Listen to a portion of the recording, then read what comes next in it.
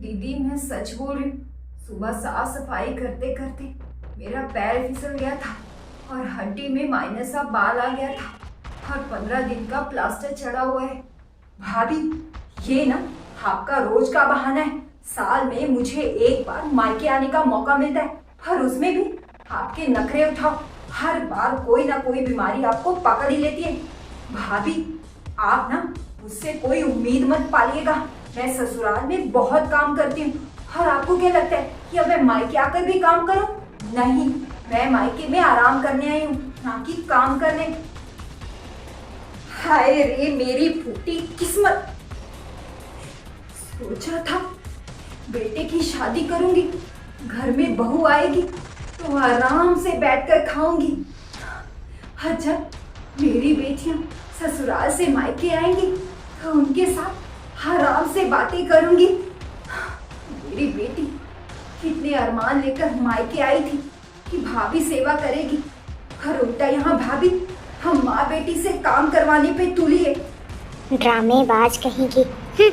हो, मुझे लगता है ना ये सब तुमने जानबूझकर किया है। ये तुम्हारी सोची समझी चाल है। खुद को चोट खुद ही लगाई होगी और अब प्लास्टर चढ़ाकर बैठ गई।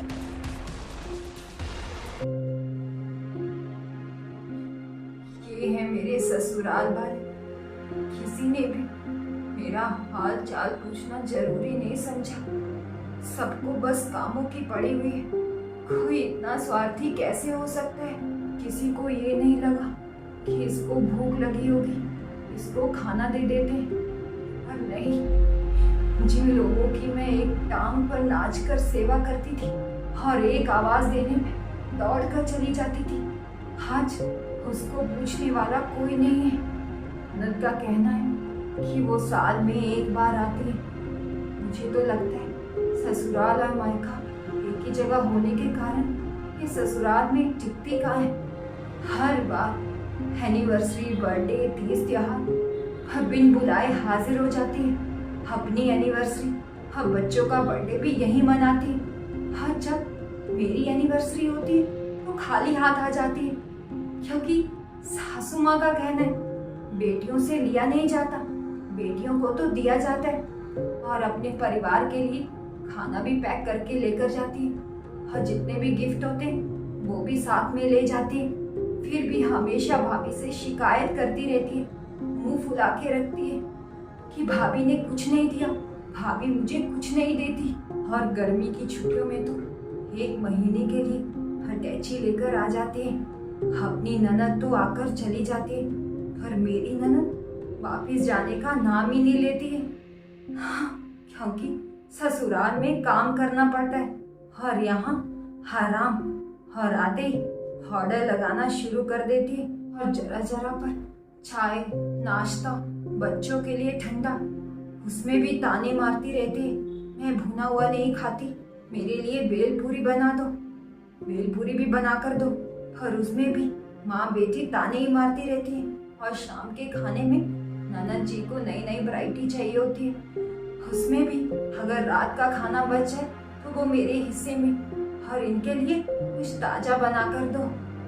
बात बात पे मुझे ताना मारती रहती है कि मायके में कुछ खाया नहीं होगा तभी तो बनाना नहीं आता। बसे लेकर शाम तक मुझे आराम करने की भी फुर्सत नहीं मिलती। और आज जब मुझे सहारे की जरूरत है कोई पूछने वाला नहीं है। सब मुंह मोड़कर चले गए हैं। सबको लगता है कि ये मैंने जानबूझकर किया है।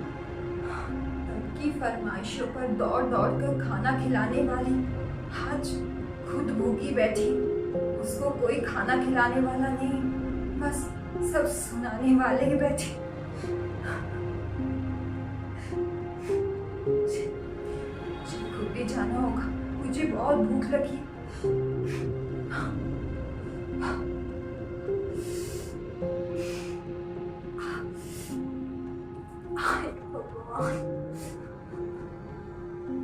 ठीक है, मैं तुम्हें बाद में फोन करता हूँ। हाँ,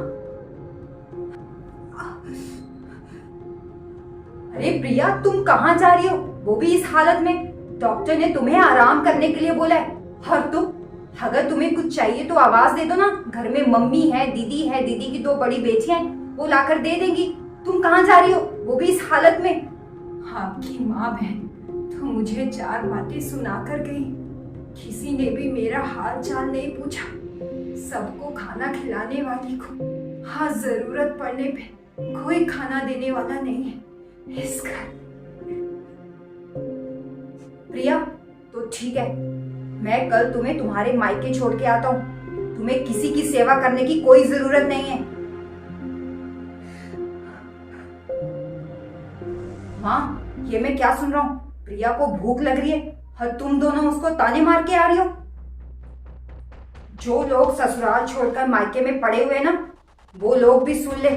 जो जरूरत पड़ने पे मेरे काम ना आए ना, उनकी मैं कोई आवागत नहीं करूंगा। माँ, मैं कल प्रिया के मम्मी पापा को फोन कर रहा हूँ। कल ही उसको मायके छोड़कर आ जाऊंगा। तुम दोनों अपना इंतजाम कर लो। अब प्रिया तुम दोनों की सेवा नहीं करेगी। क्या? मायके? अरे लोग इंसानियत के नाते ना बाहर वालों को भी खाने के लिए पूछ लेते हैं, पर आपने घर की बहू को खाने के लिए नहीं पूछा। मुझे आपसे ये उम्मीद नहीं थी।